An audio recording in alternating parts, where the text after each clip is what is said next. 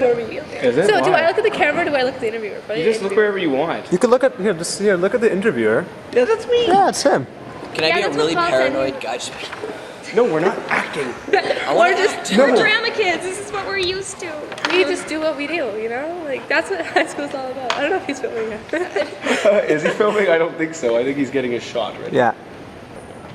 This is really good insight here. This is really good. I know all the deets on high school, Joe. All right. Okay. Now, a very interesting question that I would like to ask is, what do you think about like backstabbing and gossip in high school? Is it there? Oh, it's definitely there. It's going Like around. right now we're gossiping about people. Just kidding. Do you ever imagine that these hallways would be battlegrounds for our students, for our children? The soldiers you see here are equipped with the latest and deadliest weapons. The weapon of choice is usually the tongue, with a lightning-quick discharge that not even Superman can stop.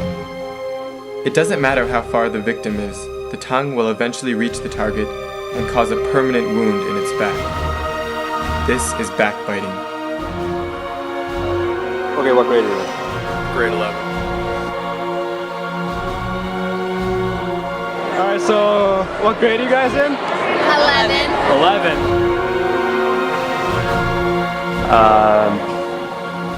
Okay, what do you know about backbiting? I have no clue.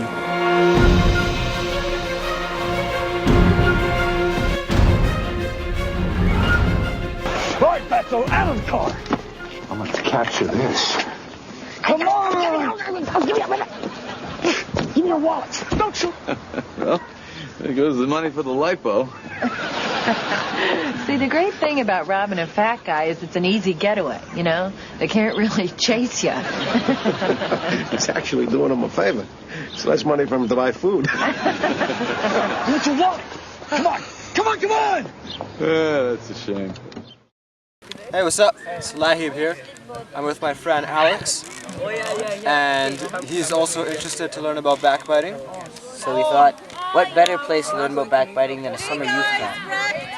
And we're going to be here for about a week, and we're going to see how far does backbiting go beyond the schoolyards. So here we go.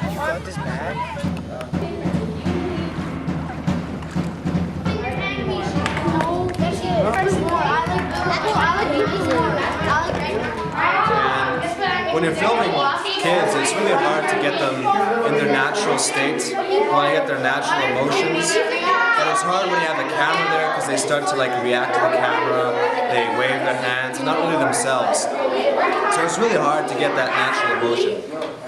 Do you think there's a lot of difference between grade 11 and grade 9 in terms of maturity? No? Yeah, well, you love Mole Man. No, you do. You're gay for Mole Man. You're gay for Mole Man. No one's gay for Mole Man. In grade 8, we liked a lot of the sexual and dirty jokes. One thing that I think is a big difference is between high school and middle school. In middle school, there's a lot more clicks.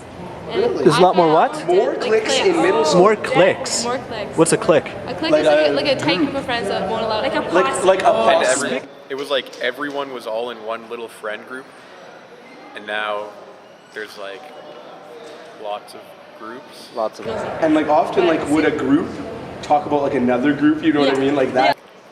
I don't think the groups talk about each other. It's the people that are in the groups talk about the other people in that group with them. Right. You know what I mean? Like the emos would be like, oh my goodness, that Look at the girl drama is so kids, like, positive. She is smiling. Back in the days of magic She is too happy.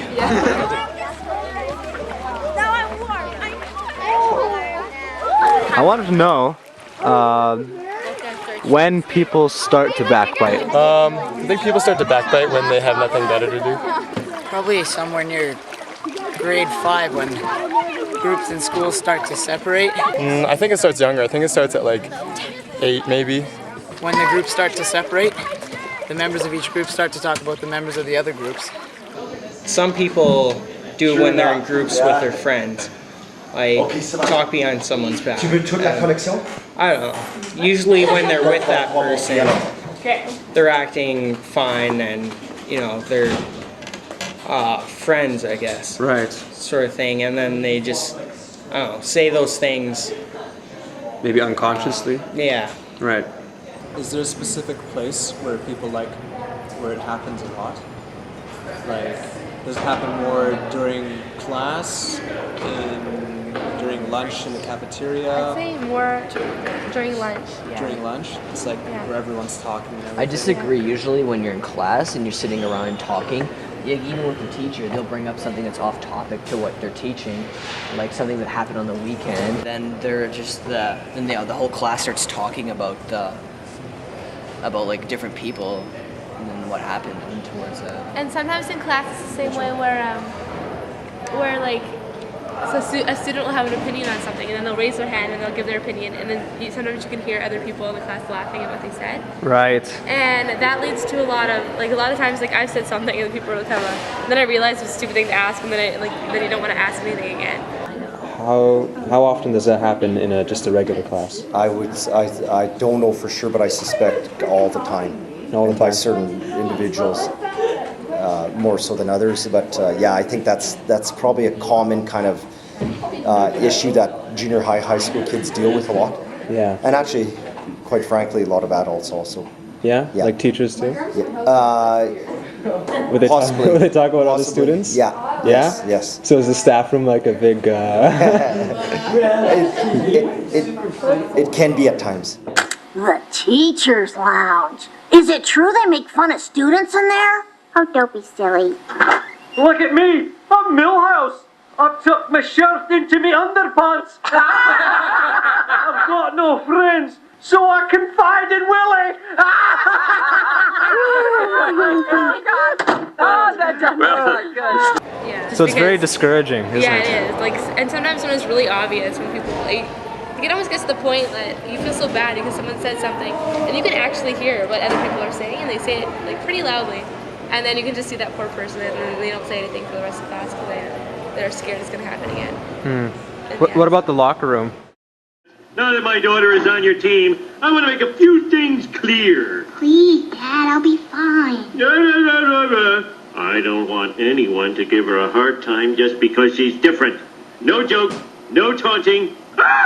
Look, the kid's got bosoms. Who's got a wet towel? Come here, you butterball. Don't make me run! I'm full of chocolate! There's this one guy, he didn't like changing in front of the other guy, so he tried to go into the bathroom and change. And like a lot of times, like people would, like the other guys on purpose would go into the bathroom and take a really long time in there, just so the other guy would be forced to change with the rest of the guys, even though he didn't want to. Oh, I don't know. I wouldn't be able to sleep with myself and then if I lied to you. You sleep with yourself, man.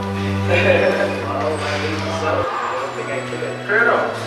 Shut the fuck up. Is that... Josh did that, right? Alright, why did you kick his ass?